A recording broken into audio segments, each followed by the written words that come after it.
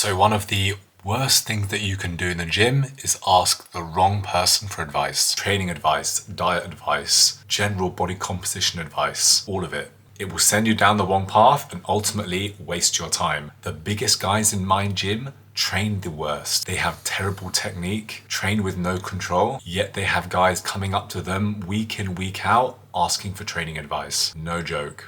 I see this all the time, so I thought it'd be a good video topic. And I know this makes zero sense right now, but give me till the end of the video so I can explain why. Pug mug. So the first point, the biggest guy in your gym or the most in shape female probably has incredible genetics by default. They didn't do anything for them, they were born with them. So their advice for you is going to be almost useless. I mean, what would you do with that advice anyway? If they told you need better genetics? You're going to change them, change your parents, swap out your DNA. You can't do anything. Eddie Hall, age 15, looked like he'd been training hardcore for 20 years, which is obviously impossible. No matter how much I train, I will never look like Eddie Hall did at 15 years old before he even started lifting, because he has way better genetics than me. So genetically gifted individuals are not the people you'll be taking advice from, because they're basically able to get away with doing things poorly. Point number 2. Now, I don't want to be this guy who plays this card all the time, so sorry in advance of what I'm about to say, but I have to be honest with you. There is a very high chance that the most in-shape people in your gym will be using some type of performance enhancing drugs, or they have done in the past.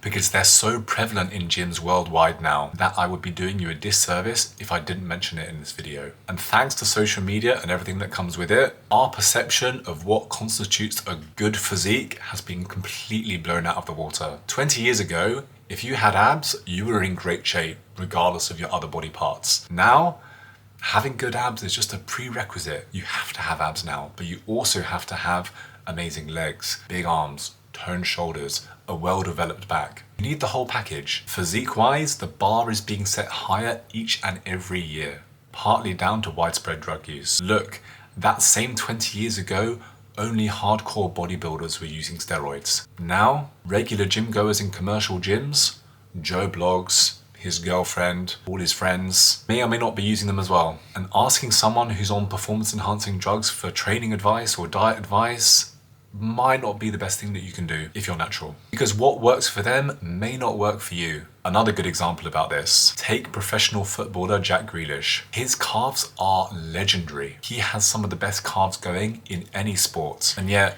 what does he do for that muscle group? Absolutely nothing. He was born with them, and he plays football a lot. He famously said he's never done a calf raise in his life before, but we all know you need to do that exercise if you want to grow that muscle. So asking him for tips on how to grow your calves is not going to help you. You see what I mean? So that's it then. What do you actually do? You can't ask the best in shape people, and you obviously can't ask the worst in shape people either. And look, you can still get good advice from people who are genetically gifted and who are not on steroids. It's just that the chances are really slim, and you could be left spinning your wheels, just like the guys in my gym who are asking the big guys for training advice. So here, try this. Take advice from someone who's around a 7 out of 10. Sounds ridiculous, I know, but hear me out. They're not one of the 9s or 10s. They're not the genetically gifted. They're not the Mr. Olympia competitors. They're not the bodybuilders. But they do have a good physique, and it probably took them years to achieve that, meaning they'll have some useful advice for you when it comes to training, diet, general lifestyle advice that can actually help you on your journey, giving you the tools you need to succeed. I hope that's useful for you, and I'll see you in the next video.